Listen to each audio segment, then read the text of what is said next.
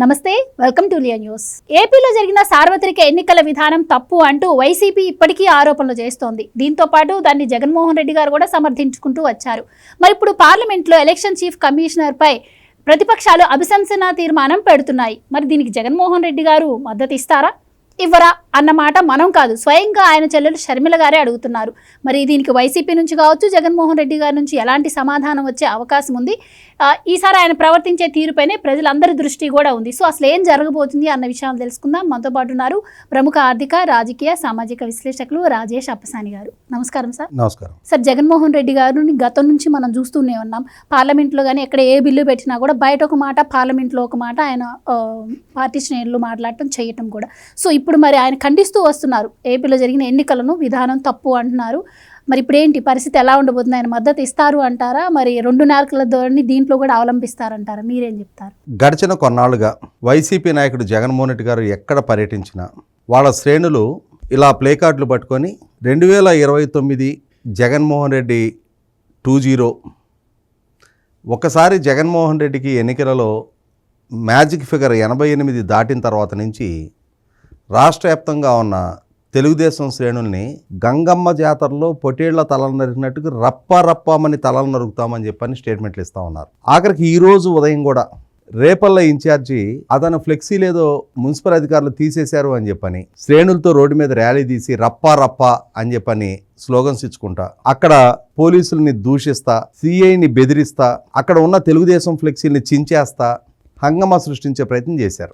జగన్మోహన్ రెడ్డి కూడా ఏదో కుర్రాళ్ళులే, తన శ్రేణుల్లే, వాళ్ళేదో తెలియక అట్లాంటి హింసోన్మాదాన్ని పెంచే స్టేట్మెంట్లు ఇస్తున్నారు అని చెప్పని కాకుండా, ఏముంది సినిమా డైలాగులే కదా, అలా ఇస్తే తప్పేంటి అన్నాడు. అదే క్రమంలో ఆయన కూడా స్వయంగా రేపు మళ్ళీ మన అధికారం వచ్చిన తర్వాత సప్త సముద్రాల అవతలున్న ఈడ్చుకొచ్చి బట్టలోర తీసి నుంచో పెడతా అని చెప్పని స్టేట్మెంట్లు ఇచ్చాడు. మరి వాళ్ళ శ్రేణులు అయితే జగన్మోహన్ రెడ్డిని పులి సింహం అని చెప్పని కీర్తిస్తూ ఉన్నారు. మరి వాళ్ళ శ్రేణులందరూ పులి సింహం అని చెప్పని కీర్తిస్తున్న జగన్మోహన్ రెడ్డిని ఆయన తోడబుట్టిన చెల్లెలు మాత్రం ఇవాళ నిజంగా నీ దగ్గర సరుకుంటే, నిజంగా నీకు దమ్ముంటే, అంటే అసలు ఒక పార్టీ అధినేత రాష్ట్ర మాజీ ముఖ్యమంత్రిని ఉద్దేశించి ఇంకొక పార్టీ రాష్ట్ర శాఖ అధ్యక్షురాలు సంబోధించడం వేరు, కానీ తోడబుట్టిన అన్నని, కలిసి పెరిగిన చెల్లెలు నీ దగ్గర దమ్ముంటే నువ్వు ముందుకు రా అంటుంది. మరి ఇప్పుడు జగన్మోహన్ రెడ్డి తన దమ్ము ఉంది అని చెప్పని రుజువు చేసుకుంటాడా, లేదు యథావిధిగా పులి పెద్దగా మేవనును అని చెప్పని, పేరుకేమో పులి అని చెప్పని కీర్తింపజేసుకొని సందర్భం వచ్చినప్పుడు మాత్రం పిల్లిలాగా మేవ అంటాడా?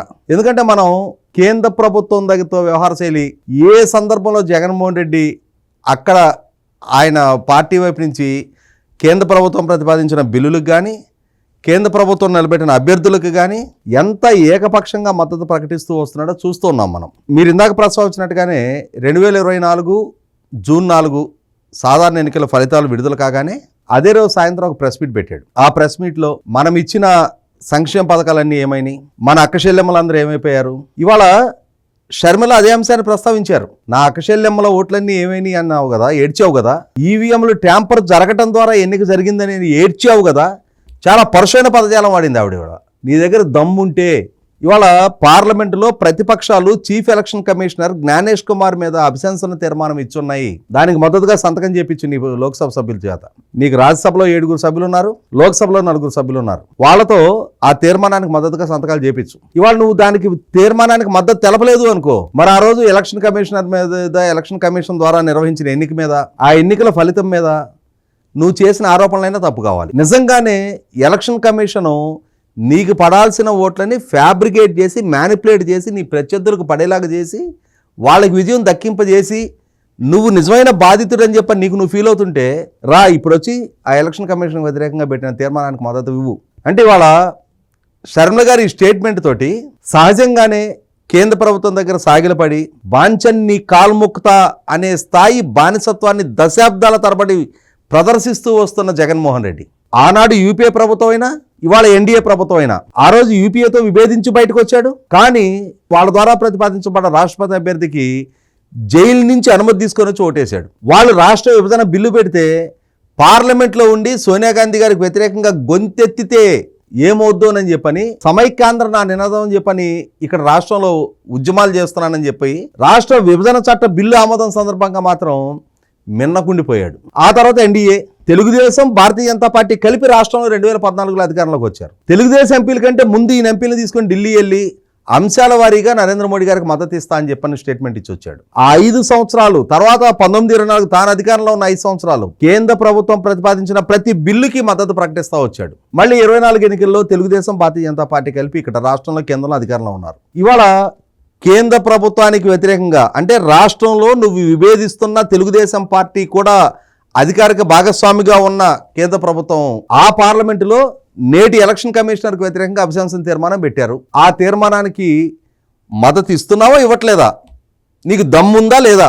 ఇది మీరు నేనంటలా తోడపుట్టిన చెల్లెలు అంటుంది, మా అన్నకు దమ్ము లేదు అన్న భావనలా ఉంది. దమ్ముంటే రా ముందుకు రా అని సవాలు విసురుతుంది. మరి ఇవాళ జగన్మోహన్ రెడ్డి పరిస్థితి అయితే ఖచ్చితంగా ఇవాళ షర్మిల గారు జగన్మోహన్ రెడ్డిని తలుపు చెక్క సందుని పెట్టి ఒత్తినట్టు ఒత్తుతుంది. నిజంగా ఎలక్షన్ కమిషనర్కి వ్యతిరేకంగా తను గతంలో ఇచ్చిన స్టేట్మెంటు ఆ ఎన్నిక జరిగిన తీరు పట్ల తను ఇచ్చిన స్టేట్మెంట్కి కన్ఫైన్ అయ్యి ఉంటే ఇవాళ నీ నిజాయితీని నిరూపించుకుంటూ ఆ స్టేట్మెంట్ కనుక నిజమని నువ్వు నిజంగా కన్విన్స్ అయితే ఇవాళ ఆ ఎన్నిక నిర్వహించిన ఎలక్షన్ కమిషనర్ మీద బదులు తీసుకోవడానికి ఆస్కారం ఉంది. రేపు ఆ తీర్మానం నెగ్గుద్దా కదా తర్వాత సంగతి. కనీసం ఆ తీర్మానానికి మద్దతు తెలపడం ద్వారా ఎలక్షన్ కమిషన్ విధానాలతో నేను ఏకీభవించట్లేదని చెప్పడానికైనా ఆస్కారం ఉంటుంది. ఈ మధ్య ఓటు చోరీ గురించి రాహుల్ గాంధీ గారు ఒక స్టేట్మెంట్ ఇవ్వగానే నిజమే ఓటు చోరీ జరిగింది అన్నావు. మరి వాళ్ళ అదే రాహుల్ గాంధీ గారి నాయకత్వంలో ఎలక్షన్ కమిషన్కు వ్యతిరేకంగా ఒక అభిశంసన తీర్మానం పెట్టారు. మరి వాళ్ళ నరేంద్ర మోడీ గారి ప్రభుత్వానికి ఆ ప్రభుత్వం ద్వారా నియమించబడ్డ ఎలక్షన్ కమిషనర్కి వ్యతిరేకంగా అభిశంసన తీర్మానంలో పాల్గొంటలేదా? ఎక్కడ రోడ్డు దగ్గర అక్కడ పాటలు పాడి అవకాశవాద రాజకీయాలకి పెట్టింది పేరైన జగన్మోహన్ రెడ్డి, కేంద్రంలో అధికారంలో ఎవరున్నా సరే వాళ్ళ దగ్గర గులాంగిరి చేయటంలో పేరెనికి కన్నా జగన్మోహన్ రెడ్డి మరి ఇప్పుడు ఈ ఎలక్షన్ కమిషన్ మీద పెట్టిన అభిశంసన తీర్మానంలో ఏ విధమైన స్టాండ్ తీసుకోబోతా ఉన్నాడు. మొన్న చూసాం స్పీకర్ గారి మీద అవిశ్వాస తీర్మానం ప్రవేశపెట్టారు ప్రతిపక్షాలు. మరి ఆ అవిశ్వాస తీర్మానంలో నీ పార్టీ స్టాండ్ ఏంటి? స్పీకర్ గారికి వ్యతిరేకంగా నువ్వు మాట్లాడావా? స్పీకర్ గారికి అనుకూలంగా మాట్లాడావా? నరేంద్ర మోడీ గారి ప్రభుత్వానికి వ్యతిరేకంగా ప్రతిపక్షాలతో కలిపి నీ గొంతు వినిపించావా? అనుకూలంగా గొంతు వినిపించావా?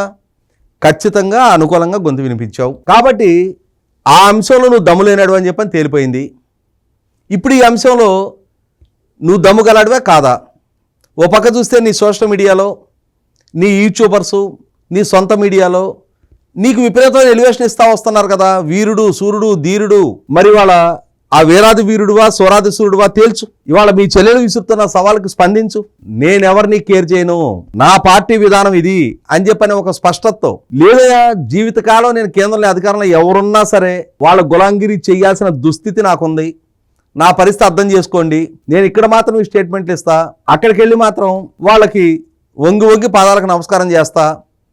రాష్ట్ర ముఖ్యమంత్రి హోదాలో ఉండి ప్రధానమంత్రి నరేంద్ర మోడీ గారు తిరుపతి పర్యటనకు వస్తే ఒక రాష్ట్ర ముఖ్యమంత్రిగా ఆయన రిసీవ్ చేసుకోవడానికి వెళ్ళి ఆయన కాళ్ళకి నమస్కారం చేసిన నేపథ్యం జగన్మోహన్ రెడ్డిది. వ్యక్తిగా ఓ పార్టీ అధ్యక్షుడిగా ప్రధానమంత్రి గారికి కాళ్ళకి నమస్కారం చేశాడంటే పోనీ అంతవరకు కొంతవరకు అర్థం చేసుకుని ఏదో పెద్దాళ్ళేమని చెప్పని గౌరవప్రదంగా చేసాడులే అని. కానీ రాష్ట్ర ముఖ్యమంత్రి 5 కోట్ల మంది ప్రజల ప్రతినిధి. అక్కడ జగన్మోహన్ రెడ్డి ఒక వ్యక్తి కాదు, ఒక వ్యవస్థ. ఆ వ్యవస్థ కాళ్ళకి నమస్కారం చేయకూడదు. కానీ జగన్మోహన్ రెడ్డి తన దుస్థితిని బయట పెట్టుకుంటా బాబు బాంచన్ మీ కాలు ముక్తా, నన్ను ఎప్పుడు కాపాడండి అని చెప్పని వాళ్ళ అనుగ్రహాన్ని పొందాడు. ఇవాళ కూడా అదే లాయల్టీని ప్రదర్శిస్తా కేంద్ర ప్రభుత్వం దగ్గర సాగిలపడి కేంద్ర ప్రభుత్వం దగ్గర ఎలక్షన్ కమిషనర్కి వ్యతిరేకంగా పెట్టిన అభిశంసన తీర్మానంలో పాల్గొనే ధైర్యం ఆయనకి లేదు. ఈ సందర్భంగా కూడా ఖచ్చితంగా ప్రభుత్వ పక్షాన్ని అతను నిలబడతాడు. అక్కడ రాష్ట్రంలో విమర్శించేటప్పుడు తెలుగుదేశాన్ని విమర్శిస్తాడు. కేంద్రం దగ్గరికి వెళ్ళేటప్పటికి అక్కడ అధికార భాగస్వామిగా తెలుగుదేశం ఉన్న జనసేన ఉన్న భారతీయ జనతా పార్టీకి మద్దతుగా నిలుస్తాడు. బహుశా దీన్నే మనకి హిందీలో డబుల్ డోల్కి అంటారు, 2 నాలుకల ధోరణి అంటారు. జగన్మోహన్ రెడ్డి తన 2 నాలుకల ధోరణిని ఈ విధంగా బయట పెట్టుకుంటా ఉన్నాడు. Right sir, thank you so much అండి. Please subscribe to Leo news for more videos.